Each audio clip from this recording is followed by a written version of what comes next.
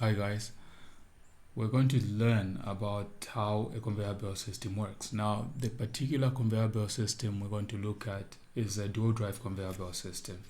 Now, the reason why we're going to start off from having to look at a purely electrically controlled system in a way that there's no programmable logic controller involved or any sort of intelligent controller involved for that matter, but just purely hardwired timers,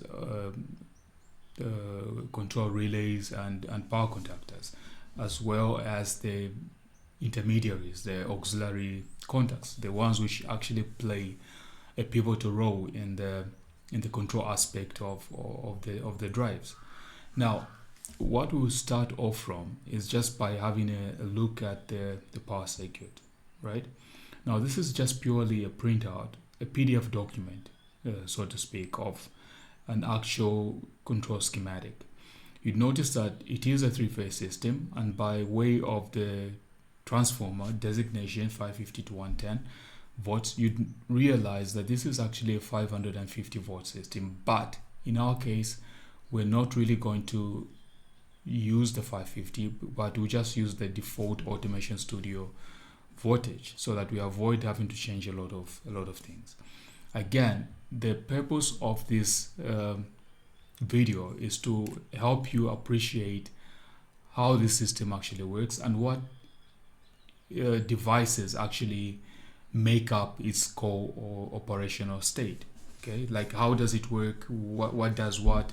Where do you find something? If I talk about a power contactor, where's that power contactor? Auxiliary contacts, where are those auxiliary contacts? So which is why we're going to do it like this, so that when it's time to actually do the step 7 based control logic, then it will be easy for you to relate, because you would have already have known how the system works. So to start off, we're going to insert a three-phase power source. Okay. So in the Library Explorer, we're going to come to Electrotechnical NEMA, because that's the standard we're going to be using. And just by way of clicking on the Electrotechnical NEMA, you'd notice that you actually have a selection of elements you could actually pick. So we can pick our three-phase source, and then when that is done, you'd notice that we also need a disconnect. Okay, we need a disconnect. Designation K0. So we need to we could expand the Electrotechnical NEMA so that we easily pick the element we want.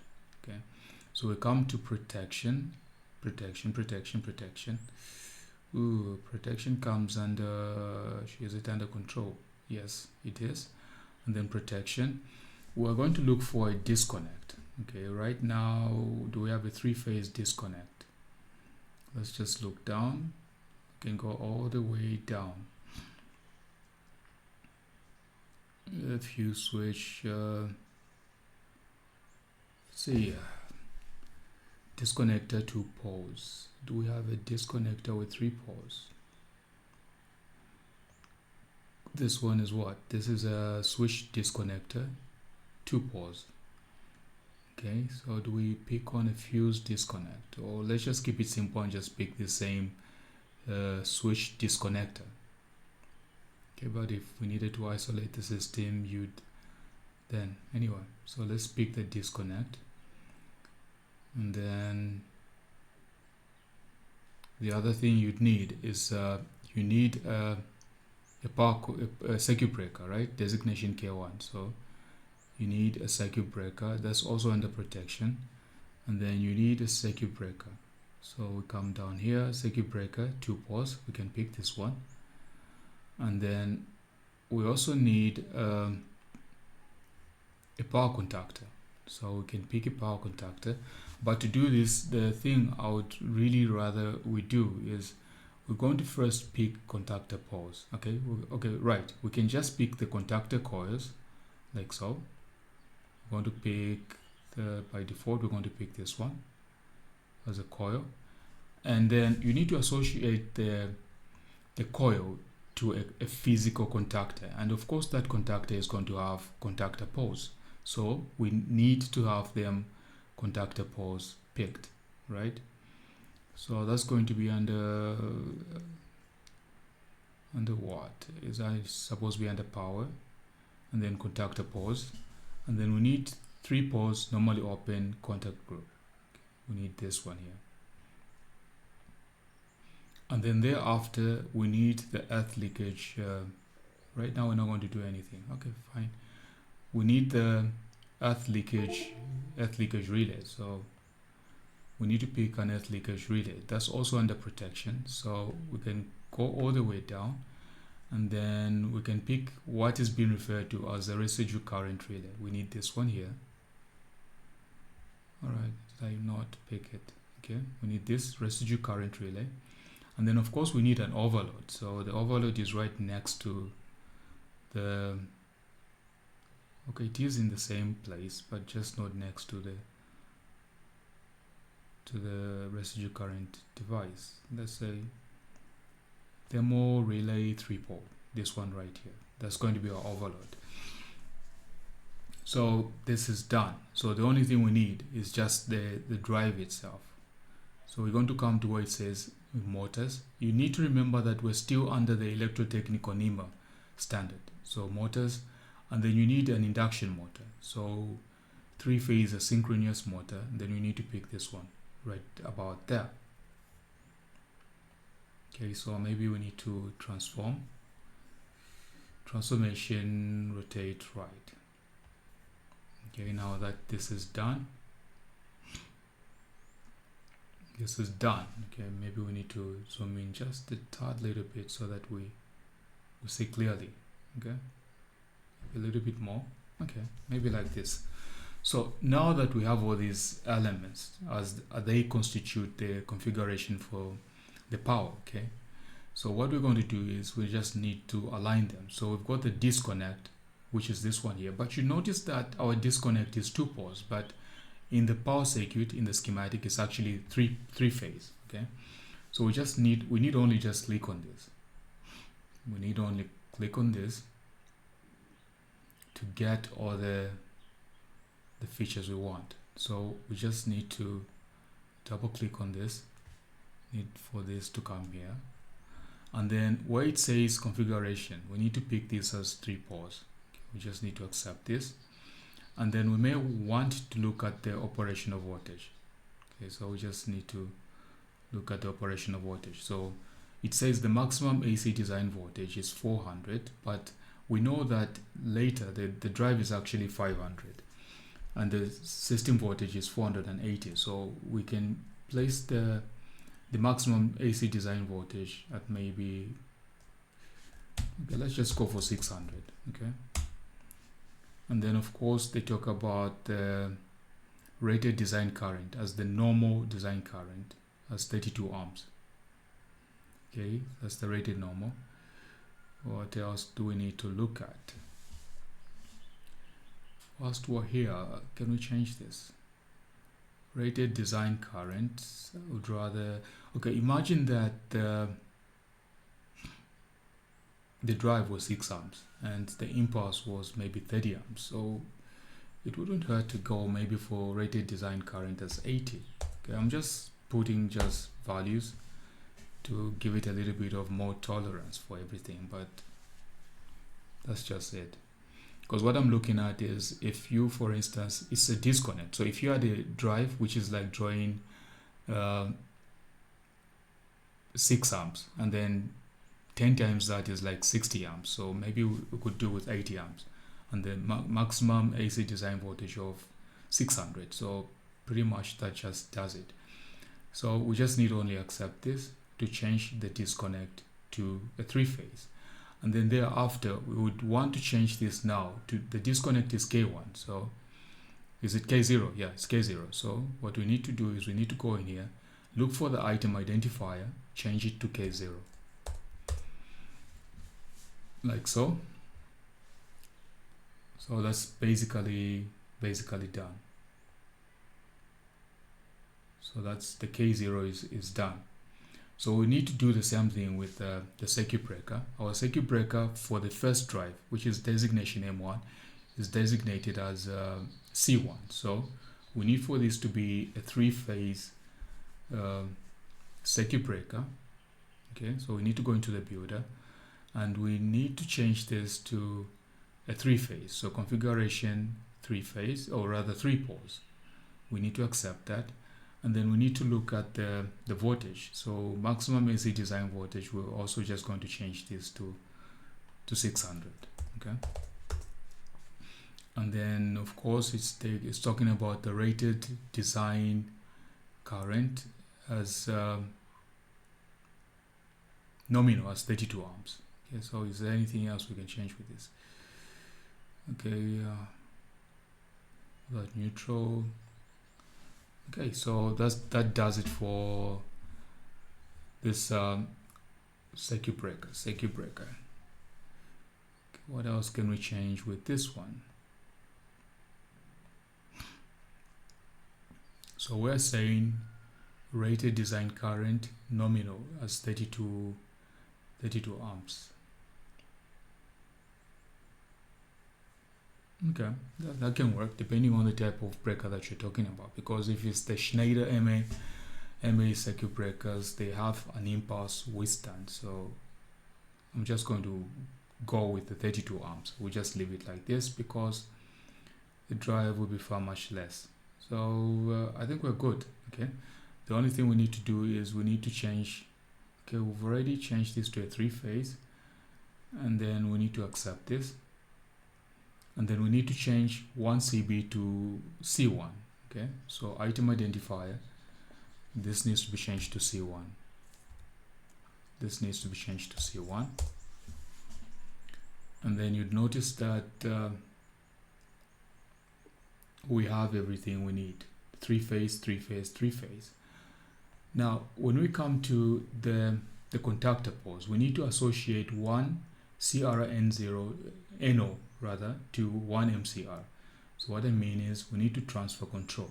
Okay, so we get into the builder, and then we need to say where it says move to the component with an item identifier, membership component, we need to have this moved to one MCR. We just say okay, and then at this point it's of interest to maybe look at the control voltage for the coil, 1 MCR.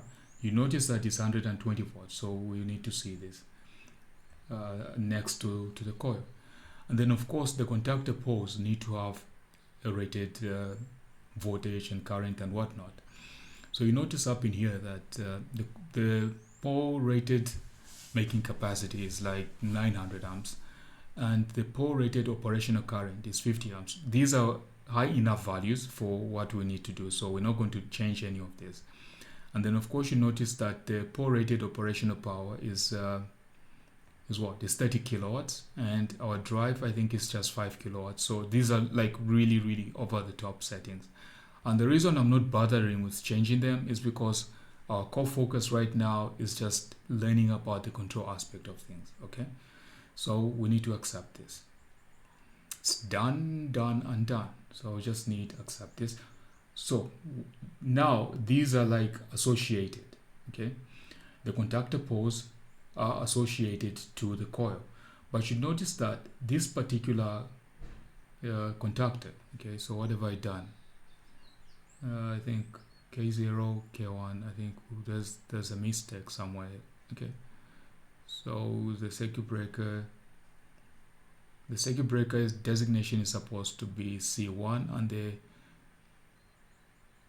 circuit breaker is supposed to be K1. Okay, I know what I was thinking. Circuit breaker is supposed to be K1, and then the contactor is supposed to be C1. Okay, so sorry about that. So this is supposed to be K1. It's supposed to be K1, and then of course that the circuit breaker is supposed to be C1. So MC1 MCR changes to C1. So that's just what we have done. So you notice that now we've aligned the labels. The disconnect is K0, which is in this position, and then of course we have the circuit breaker for the drive M1, which is like this one right here. Okay, which is like this one right there. So perhaps I need to do this. So circuit breaker K1, okay, and then the power contactor C1. So circuit breaker is actually K1. for the drive M1, which is this one here, okay? And then the contactor, the power contactor is designated C1, okay? Which is like in this position right here. Then thereafter, we just need to identify the overload. Now the overload in this case is designated to OL. We need to have that changed to O/L1, right? So we need this as O/L1 as the overload.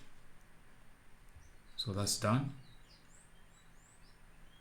What have I done? Item identifier, yes, that's done.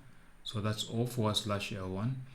And then for the earth leakage device or the residue current device is E/L1. So this one here is going to be E/L1.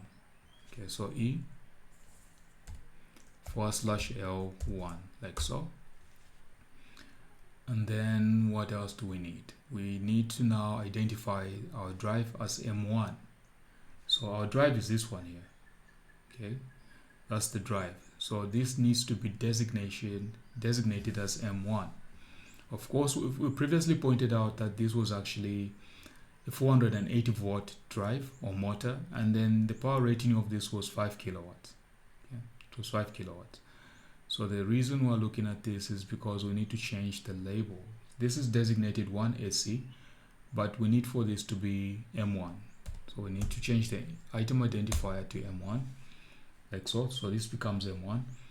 And I think we've really done everything that's needed. We just need to align them now. So according to the power circuit, the disconnect is the first thing which is connected to the supply. But before that, because our drive is 480 watts, we need for the supply also to be 480 watts. Okay, not 208, but 480 watts AC. That's the only thing we need to change there. So we need to pull up the disconnect, okay, because it's the first thing which comes after the three-phase supply. We're not going to talk about the voltmeter for now. We could do that, or we could connect it anyway after the disconnect. So we have this. Let's maybe pull it down a bit, like so. So we have the three-phase power source. We have the disconnect. Then thereafter, we're going to insert a junction block. Okay, you don't have to, but I think sometimes this makes everything looks more aligned. So connections, then we need a junction block. We need this one right here. We need it in that position. Now, because we've got a three-phase system and we've got 4 drives, so 3 times 4 is 12. So we need for this junction block to have 12 blocks. Okay, so number of blocks, we need 12. So when this is done, thereafter we just need to come to the individual circuit breaker. Okay, so right after this is the circuit breaker, or if you want it, we can do this. We can connect the line to the disconnect and the disconnect to the junction block, like so. Now, because we need for each set of 3 junction blocks, or rather blocks, to be essentially a three-phase system, the only thing we can do is we can now create jumpers to have also sectionalized three-phase terminals. Okay, so we can just get like a jumper from position 1 red phase to position 4, like so, and then from position 1, or rather from position 2 to position 5 as the yellow phase. Okay, so maybe we just need to pull it up a bit, like so. And then from the blue phase, okay, we need from the blue phase now, from the blue phase to position 6, like so. And then we need to do the same thing for position 7, 8, and 9. So meaning from the red phase, if you want it to be that definite, to position 7, and then from the yellow phase to position 8, from the blue phase to position 9. Then we do the same thing for the last 3 points. right? From the red phase to position 10, from the yellow phase to position 11, from the blue phase to position 12. Okay, so now we have our source, right? So you notice that now we just need to maybe adjust the orientations. We need to transform this, rotate left. It will need to be in that position, and then thereafter, after the circuit breaker, we've got the power contactor. So we also need to transform this. So transform, rotate left, like so, and then right after the power contactor, we need the overload. So transform, rotate left, like so, and then right after the overload, we've got the earth leakage device. Okay, so transform, rotate left. Maybe we need this to be like right there. Maybe a little bit of alignment, like this, right? And apart from that, you notice that there was also an ammeter in this circuit. So we need to come back here under measuring. It's still under the electrotechnical NEMA standard. We need to come all the way down to measuring instruments, and then we need to pick a voltmeter as well as an ammeter, right? We need an ammeter also. We need an ammeter. So voltmeter, we can maybe push it up a little bit. The thing we need is we need for the ammeter to be between the overload and the earth leakage device, right? So maybe let's push this up a little bit, like so. Okay, we need this to come up, so that we save on space. Okay, so the overload, earth leakage device. Okay, and there lies the ammeter. So we just need to transform this, rotate left, and then need this as maybe in this position, and then we will need just line 1. Okay, we need this to come there. We need this to be like that, and then this is actually line 2, and then of course line 3. Okay, so that's taken care of. We've positioned the ammeter, and then of course at the terminal end of this, we just need the drive connected. Now you notice that for the drive, there's a terminal designation PE. Okay, there's this point right here, this port. The only thing we need is an earthing point, or rather we just need a ground. So we need to just go back into the Library Explorer, and then the easiest way to get it is just click on Electrotechnical NEMA, and then the ground should just show up as one of the elements. So this one right here. Okay, then we need to connect this port to the ground, and we need to declare this line as a power ground wire. So that's done. And then when this is done, we just need to link everything up. So we'll connect the circuit breaker to the power contactor, like so. Okay, where's that? Need this circuit breaker to the power contactor to the overload. And for now, that's pretty much the only thing we're going to do, because apart from that, you'd notice that every other thing is basically just a duplication of this. So maybe we need this one here as designation M1. Okay, this is M1 as M1. I'm not going to put the 75 kilowatt for obvious reasons, that the drive we're using now is actually a 5 kilowatt motor, and it's rated for what, 480 volts. So 480 volts, but we're not going to do anything else apart from this, because now what we're going to do is this. Okay, because every other power configuration is identical to the one we've just done. with exception that the thruster brake number 1 and thruster brake number 2 do not have the ammeter, they do not have the earth leakage device as can be seen. So, but we're going to take a little bit of liberty with that and just assume they did have, and we're just going to copy one, align it to every other power configuration. So that said, I'm just going to copy this. I'm going to create 3 additional copies of this. It's the only thing I'm going to do. Sorry about that. I'm just going to copy all of this. Okay, I'm going to copy all of this, and I'm going to create 3 additional copies. So that's the first one, and then this is going to be the second copy,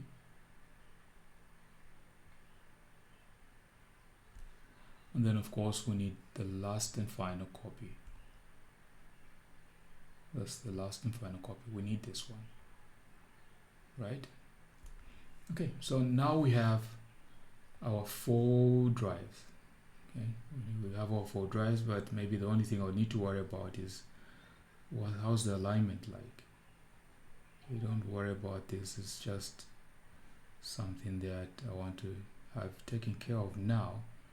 So we can get this one, maybe push it a little bit to the left so that we have a properly aligned document. Okay, we can do that. Then maybe let's, I know you're not pretty much seeing a lot, but there's really nothing we're doing. We're just kind of just trying to space out our document. You're not missing anything much. Okay, okay, so we have it like this. So we have the 4 power configurations, one for the drive, the main drive, designation M1, then the second drive, designation M2, and of course the corresponding thruster brakes, thruster brake 1 and thruster brake 2. So now that we've done that, the only thing we need to do is align the labels. We've already done that for the first drive. Okay, we've done everything we can. We've done K1, this section. We've done the power contactor C1, which is this section. We've done the overload, which is O4/L1. We've done the ammeter. Then we've done the earth leakage device, and of course the drive, which is this one here. So to align for the second position, this shouldn't really take a lot of head scratching. Okay, shouldn't really take a lot of head scratching. So we're going to work ourselves across, then down. Okay, so for the second drive, M2, what we just need to do is go to the item identifier. Okay, it's 2CB, and then this needs to be K2. This needs to be K2, and then going to the right, this 3CB needs to be K3. 3CB needs to be K3. Okay, this needs to be K3. And then the last one, which is 4CB, needs to be K4. 4CB needs to be K4, right? So we've done across. Okay, so now we go back to this section.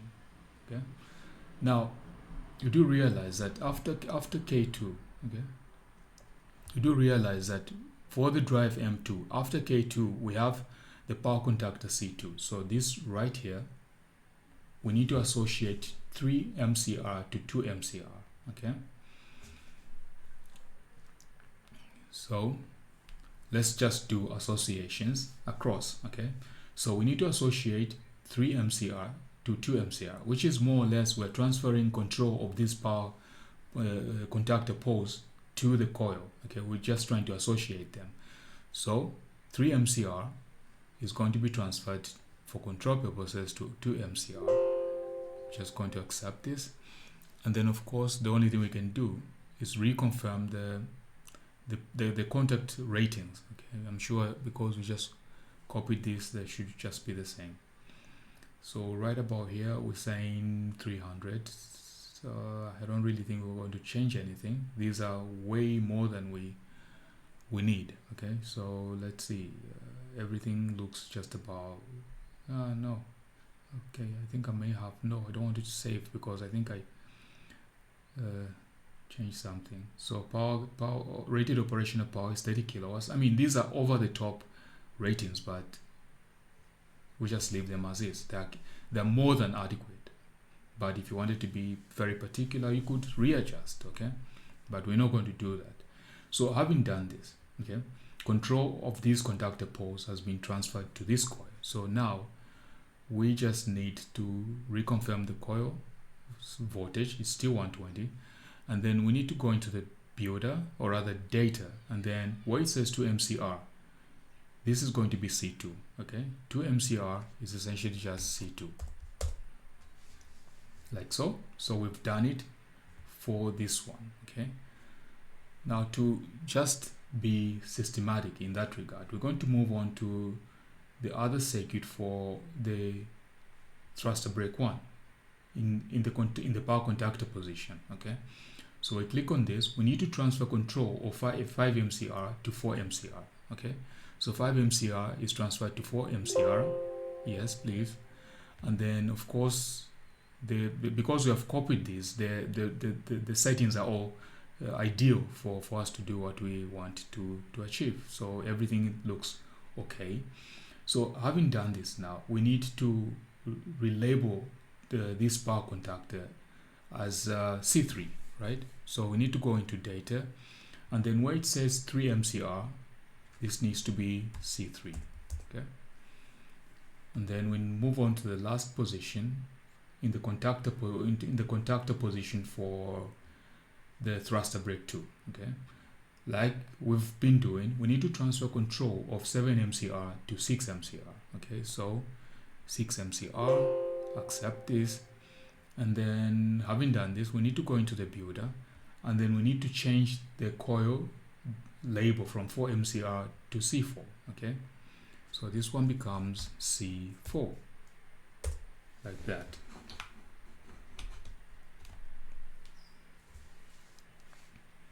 So that becomes C4. So because this is now complete, we've done all the alignment for the contactor position, we need to move now to the overload. Now your guiding point is this one, because the labels are essentially systematic. So if this is O4/L1, this is going to be O4/L2, right? So we go to the overload position, and then item identifier will be O4/L2, okay? Then we'll just copy this because we don't need to be doing this repeatedly, okay? O4/L2, and then this one here becomes O4/L3, okay?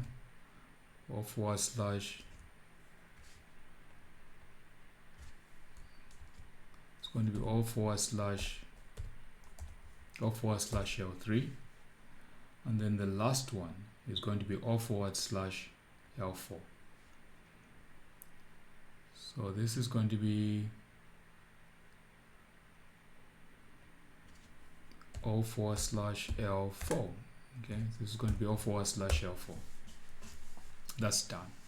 So now we've pretty much realigned the overload position. So now we just need to realign the earth leakage device position, which is this position right here. You notice that this is EL1, right? So by extension, this should be EL2. So what we're going to do is we're going to click on this, and then internal ID, okay, or item identifier, we're going to say E4/L2 for this position.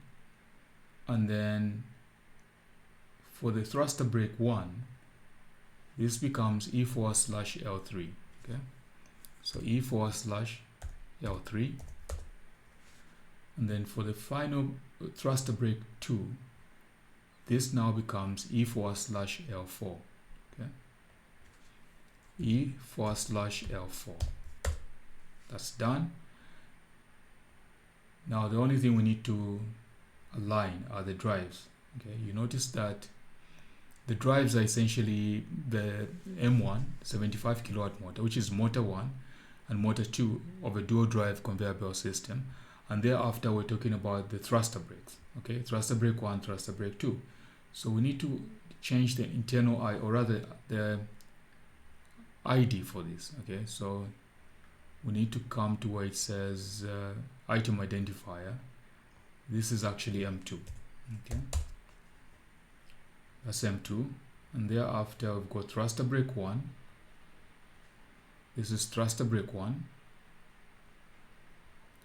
This is thruster brake 1. Okay, let's go all the way down. Have I missed it? M2. Now this is item identifier. So this is going to be, of course I can choose a space. Okay, so this is thruster brake 1. Okay, so this is going to be thruster brake 1, and then in the final position, this is going to be thruster brake 2. Okay, thruster brake 2. This is going to be thruster brake 2. This is going to be thruster brake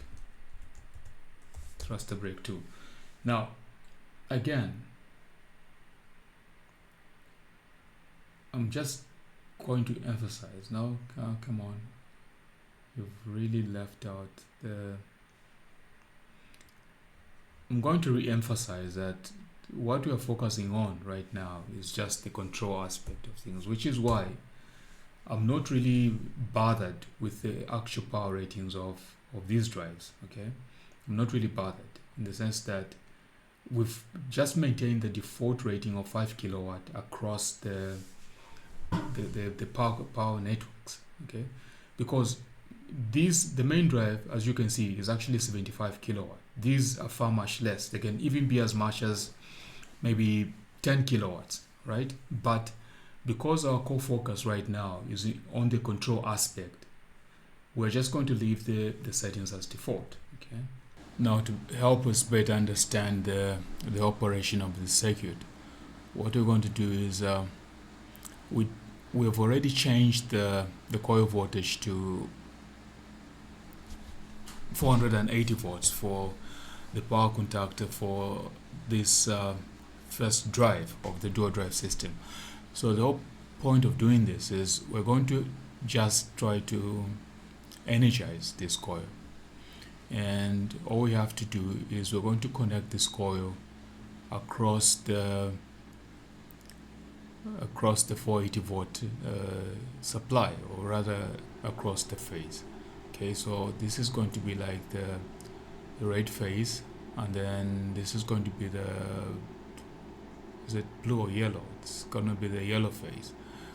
So in effect, we're applying the 480 volts across the coil, and then to help us control the point of energizing or closing, what we're going to do is we're going to just insert a switch. Okay, so NEMA, then we need to go to control, then switches. We just need a push button switch with make contact, automatic return. This is the one we need. Okay, and then we're going to transform this, rotate right, and then when this is done, the whole point is just energizing the coil. Okay, so we need to go into simulation mode.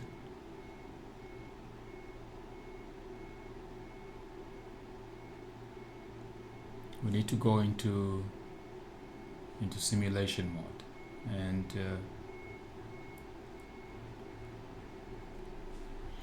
then of course when we go into simulation,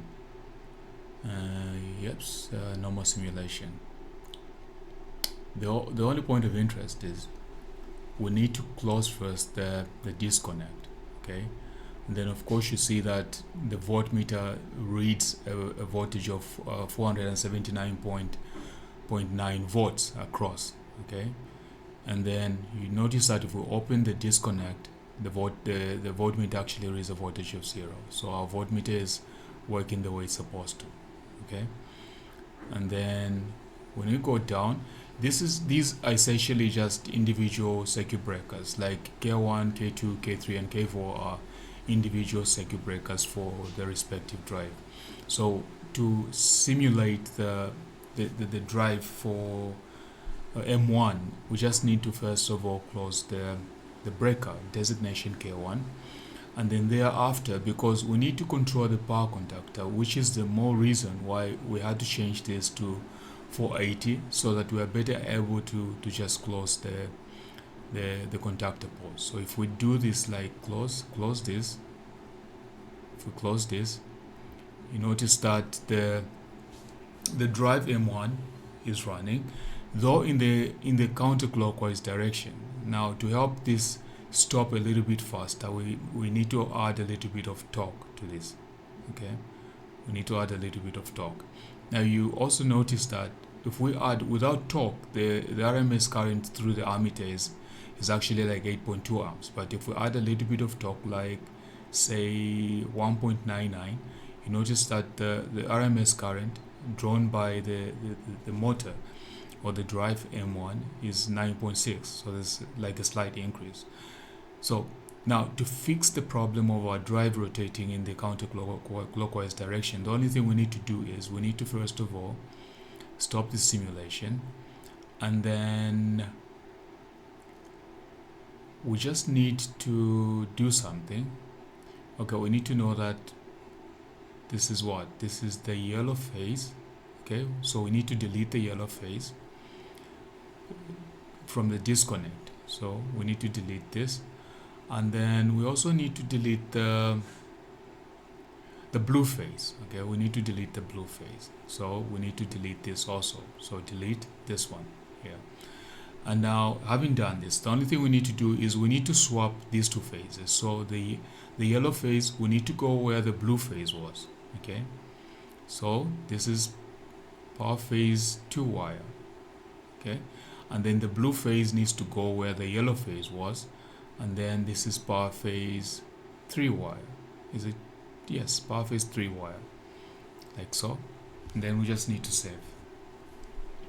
All right, so now let's go back into simulation, normal simulation, then close the disconnect, and thereafter close the circuit breaker K1 for the drive M1, and then of course close this push button. Right, now you see that our drive is rotating in the clockwise direction. So by just merely changing or rather swapping two of the phases, we've managed to correct this problem where our drive was rotating in the counterclockwise direction. And then of course inadvertently we have fixed the same problem for every other drive. So now we're able to rotate in the clockwise direction. So if we stop this, our drive stops, right? So now you have an idea of the expected behavior of our power circuit. So let's delete this because it was purely for simulation purposes. Okay, and then we need to change back the coil voltage to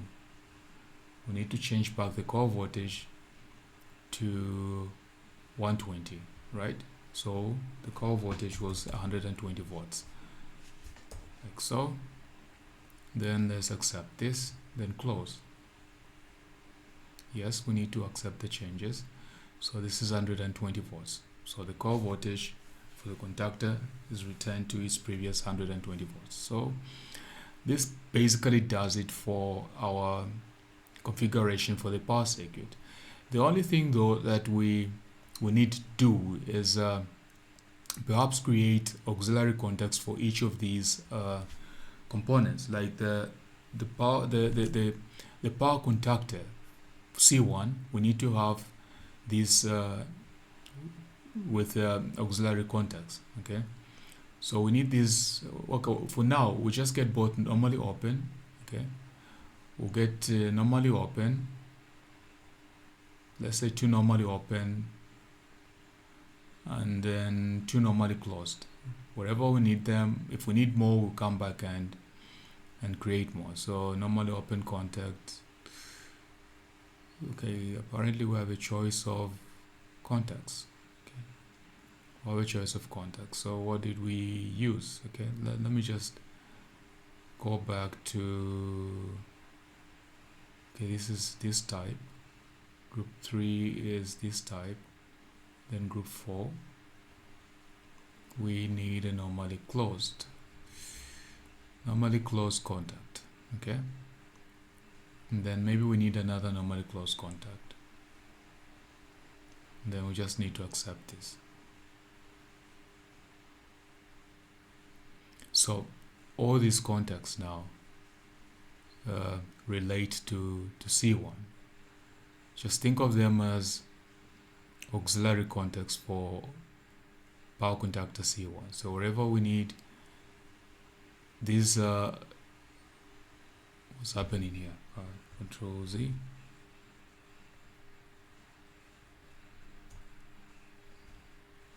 Control Z.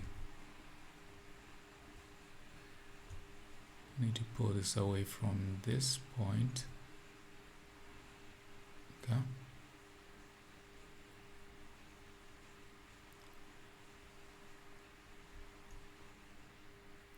Then this one here.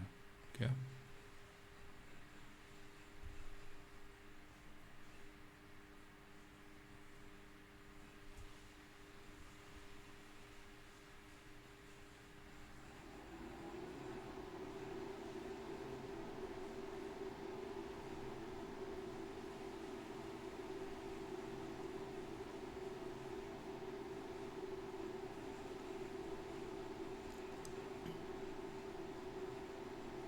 So now we have auxiliary contacts for power contactor C1. So we need to do the same thing for the overload. Okay.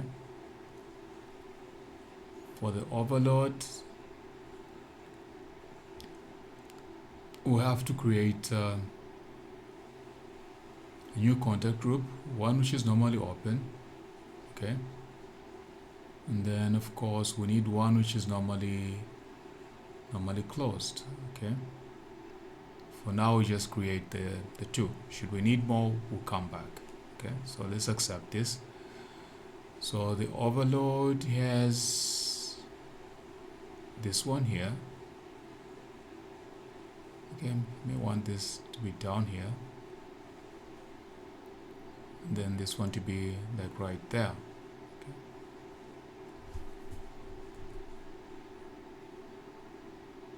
This going to be right there. So these are auxiliary contacts for the thermal overload. So now we also need to create some for the residue current device, this one here. Okay, we need to create a contact group, one which is normally open, okay, and then the other contact group which is normally closed. Okay. So here we are. One is this one here, and then of course the other one, and we want the labels to be underneath the component. Okay, so we've basically created auxiliary contacts for all the components for the drive designation M1. We need to do the same thing for drive M2. Okay, so first the power contactor, we need auxiliary contacts, so we need to create a contact group, and then just to lessen the number of contacts we're creating, maybe perhaps we just need to create two of each. Okay, one normally open, the other one normally closed, then accept this. Okay, let's see, let's pull these away so that we're able to see them clearly. Control Z.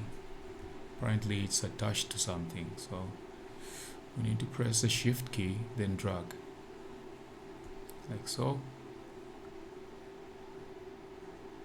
Okay, that takes care of that. And then we also need to create auxiliary contacts for the thermal overload. So one contact group normally open, the other group normally closed. Okay, then accept. Then of course let's pull them up.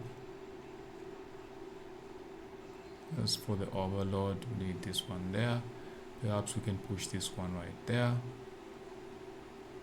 and then this one bring right about here, and thereafter we can do for the earth leakage device, create a contact group with one auxiliary contact normally open and then the other contact group normally closed, like so. So put it right about there, right about there.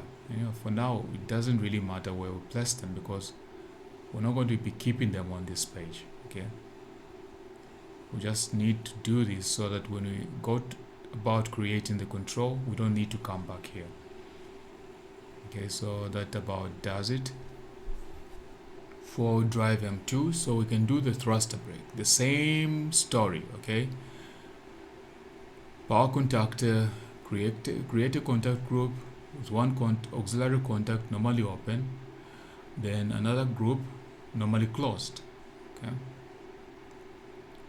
and then accept, and then let's put them right about there. Then let's take this one, Control Z. Let's take this one in that position. Okay, and then we need to create for the overload those auxiliary contacts. So create a contact group with one auxiliary contact normally open, the other normally closed, and then just accept. All right, so let's put them up a tad little bit. Okay, let's create a tad little bit space. Okay, that does it. Then we just need to do the same thing for the earth leakage or rather a residue current device. So now one normally open, the auxiliary contact, the other one normally closed. No, they're not supposed to be on the same page. We need to delete this. We need to delete that element, create a group, and then okay, must have been. So let's just say yes. Okay, then maybe we can put them a little bit to the left because we've got a crowded working space, but don't worry, it will be fine in the end. Okay,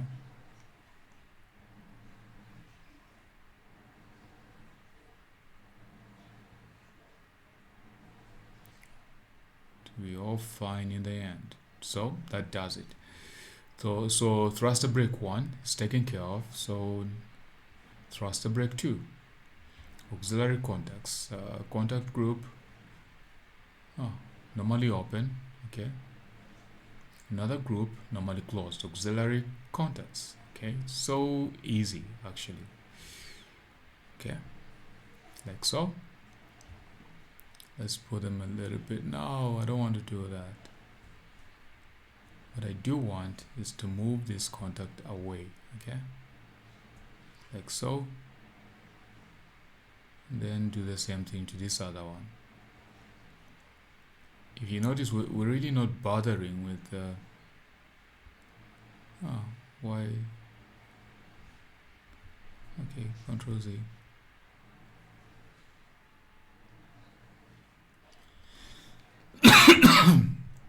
Sorry about that. So like so. All right, then we need auxiliary contacts for the overload as well. So create a group with one auxiliary contact normally open, the other group auxiliary contact normally closed. This is for the overload. Okay, I need to see this clearly. I need to see its on tag. Okay, like so. And then we need to do lastly for the residue current device. Create a group with one auxiliary contact normally open, the other group auxiliary contact normally closed. Accept this. Then that's just about it. We're done with this. Okay, let's do this, and then let's do that. So this is what we've done. Now, the reason why I'm doing this is because when we get into the Library Explorer, or was it the Project Explorer? This one here, okay. When we get into the Project Explorer, and then under the Conveyor Control page, okay, I need to view this as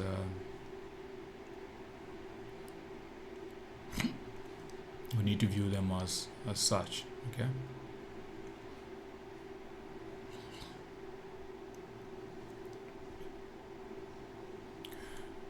Okay, now let's zoom out with this a bit, okay. Now, the whole reason of creating all these auxiliary contacts is because we need them to configure the control, okay. So the only thing we need to do now is we just need to copy all of these, okay. We need to copy all of these right about up to there, okay. Then we need to drag them onto the page that's dealing with control, okay. That's what we need to do. We need to drag them onto that page, and then we need to do the same thing for every other auxiliary contact and contactor coil, okay, like so. Drag them onto this page like that. Then we do the same thing for the thrusters, okay, the thruster brake 1 and thruster brake 2. We need to get their auxiliary contacts, okay. We need to drag them onto this page like so, and then of course the auxiliary contacts for the residue current device, and then thereafter we need to also do the same thing for thruster brake 2. Auxiliary contacts dragged onto this page that's going to be dealing with the control side of things, okay. This is going to be dealing with the control side of things, okay. So we need to come to the schematic that's dealing with control. So this is what we're going to pick up in the next section. We're going to move on to creating the control for the conveyor system. So this is an overview of the schematic that we're going to be dealing with. We're going to convert all of this into an equivalent Automation Studio document so that we're able to fully grasp how the system operates. And that's going to be the next section. So I'll see you then, right?